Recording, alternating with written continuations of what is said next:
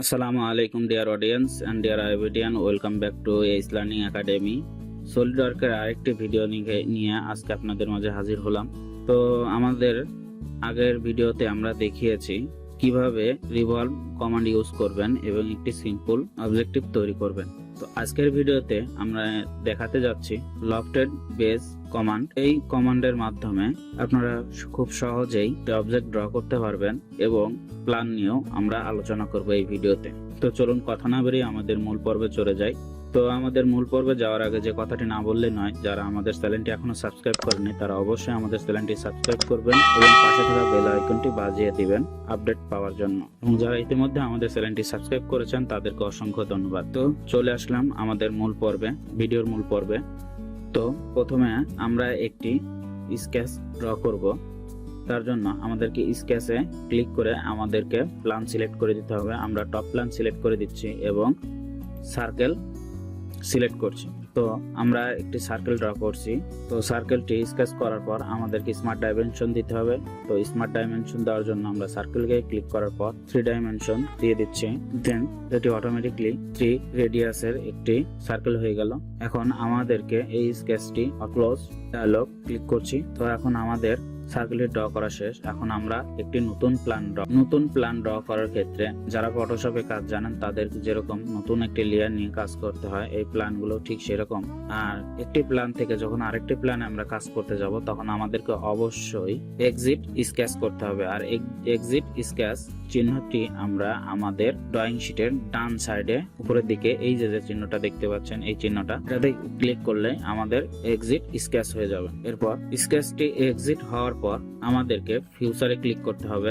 এরপর reference জিওমেট্রিতে click করে plan select করতে হবে। প্ল্যানে ক্লিক করার পর ঠিক এরকম একটি ইন্টারফেস আসবে। এই ইন্টারফেসের পার্ট 1 এর প্লাস চিহ্নতে আমরা যদি ক্লিক করি তখন আমাদের কিছু হিডেন ফাইলগুলো সামনে চলে আসবে। তো এই ফাইল প্রথম নিয়েছি টপ প্ল্যানেই আমরা আবার একটি ক্লিক করে আবার নতুন একটি টপ প্ল্যান নিচ্ছি। ক্লিক করার পর আমাদের এরকম একটি ডায়লগ বক্স আসবে। ডায়লগ বক্স থেকে এখানে আমাকে বলছে যে আমি কত দূরত্বে এই প্ল্যানটি নিব। তো সাপোজ আমি দিচ্ছি এই প্ল্যানটি 1 ইঞ্চি দূরে হবে এবং এখানে বলছে কতগুলো প্ল্যান। আমরা এখানে একটি প্ল্যানের সিলেক্ট করে দিচ্ছি, একটি প্ল্যানই দিয়ে রাখছি। এরপরে আমরা প্ল্যান ওকে। তো এখানে দেখতেই পাচ্ছেন আমাদের প্ল্যান 1 ক্রিয়েট হয়েছে। এখন আমরা আবার একটি সার্কেল ড্র করব। তো আমরা আবার একটি সার্কেলে ক্লিক করলাম। এরপর অরিজিন থেকে আমরা একটি সার্কেল ড্র করছি এবং স্মার্ট ডাইমেনশনে ক্লিক করে আমরা সার্কেলটির ডাইমেনশন দিয়ে দিচ্ছি 3 রেডিয়াস, দেন এন্টার। তো আমরা আমাদের এই প্ল্যানটা কন্ট্রোল 7 এর মাধ্যমে Ctrl+7 চাপার পরে আমরা এরকম একটি দেখতে পাচ্ছি যে আমাদের প্ল্যান দুটি, এটা হলো আমাদের প্ল্যান 1, এটা হলো প্ল্যান 2। অর্থাৎ অরিজিনে যখন আমরা প্রথম প্ল্যান নিয়েছি এটা হলো সেই প্ল্যান এবং এটা হলো সেকেন্ড প্ল্যান। তো এই প্ল্যানের নাম হলো প্ল্যান 1, দেন ডাইমেনশন ক্লোজ। তো আমরা এখানে দুটি সার্কেল দেখতে পাচ্ছি। তো আমরা এবার আরো একটি প্ল্যান নিব। তো সেক্ষেত্রে আমাদেরকে অবশ্যই এক্সিট স্কেচে ক্লিক করে আমাদের স্কেচটি ক্লোজ করে দিতে হবে, না হলে কিন্তু আমরা প্ল্যান নিতে পারবো না। তো এরপরে আমাদেরকে আবার ফিউচারে ক্লিক করতে হবে। এরপর রেফারেন্স জিওমেট্রিতে ক্লিক করে আমাদেরকে প্ল্যানে ক্লিক করতে হবে। প্ল্যানে ক্লিক করার পর আমরা ঠিক এরকম একটি ইন্টারফেস পাবো। সেই ইন্টারফেস থেকে 1 থেকে আরেকটি যে প্ল্যান নিব সেই প্ল্যানটি 2 ইঞ্চি দূরে হবে এবং একটি প্ল্যান নিতে চাচ্ছি আমরা। তো এরপরে আমাদেরকে ওকে করে দিতে হবে।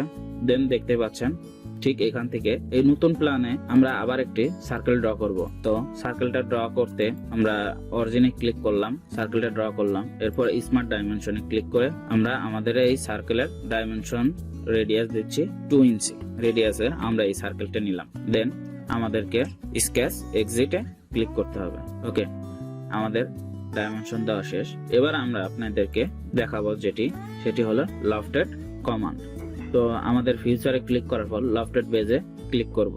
যদি কেউ এক্সিট স্কেচ না করেন তাহলে আপনারা কিন্তু এই লফটেড বেসটি হিডেন দেখতে পাবেন। তো সেক্ষেত্রে অবশ্যই আপনাদেরকে এক্সিট বেসটি ক্লোজ করে দিতে হবে। এরপর আপনার লফটেড বেস আসবে। লফটেড বেসটি থেকে আমাদের লফটেড ক্লিক করার পর পুরোটা এরকম হিডেন হয়ে যাবে। এরপর আমাদেরকে প্রথম অবজেক্টটি সিলেক্ট করতে হবে। তো আমরা প্রথম অবজেক্টের লেফট সাইড সিলেক্ট করছি, দেন আবার আরেকটা অবজেক্ট সিলেক্ট করে দিচ্ছি। তো দেখতে পাচ্ছেন একটি ডাইমেনশন শ্যাপ হয়েছে। তো আমরা উপরেরটাও সিলেক্ট করে দিলাম। তো দেখতে পাচ্ছেন এরকম একটা অবজেক্ট হয়েছে। তো আমরা লফটেড বেসটা ক্লোজ করে দিলাম। তো দেখতে পাচ্ছেন ঠিক এরকম একটি আমাদের অবজেক্ট হয়েছে। তা দেখতে কিছুটা একটা বাটির মতো, খুব সহজেই আমরা কিন্তু একটি বাটি ড্র করতে পারলাম।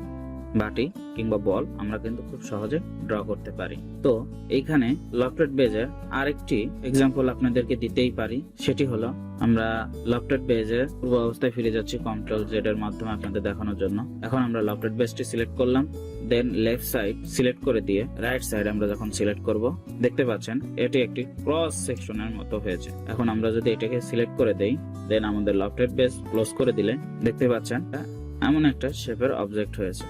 তো এভাবে আপনারা যদি নিজেরা লফটেড বেজ কমান্ড নিয়ে প্র্যাকটিস করেন তাহলে অবশ্যই আপনারা অনেক ভালো কিছু পারবেন, আমি এই আশা ব্যক্ত করছি। তো নেক্সট ভিডিওতে আমরা সুইফট বেজ কমান্ডটি ইউজ করব এবং সুইফট বেজ কমান্ডটি ইউজ করার মাধ্যমে আপনাদেরকে দেখাবো কিভাবে খুব সহজে একটি আমরা water pipe are well pipe যাই বলি আমরা পাইপ ড্র করতে পারি, সেটি আপনাদেরকে দেখাবো। সে পর্যন্ত সবাই ভালো থাকবেন, সুস্থ থাকবেন।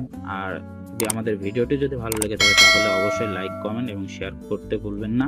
আর ভিডিওটি সম্পর্কে যদি কোনো মতামত থেকে থাকে তাহলে অবশ্যই সেটা কমেন্ট বক্সে জানিয়ে দিবেন। ধন্যবাদ সবাইকে। পরবর্তী ভিডিও দেখার আমন্ত্রণ জানিয়ে আজকে পর্যন্তই। আল্লাহ হাফেজ।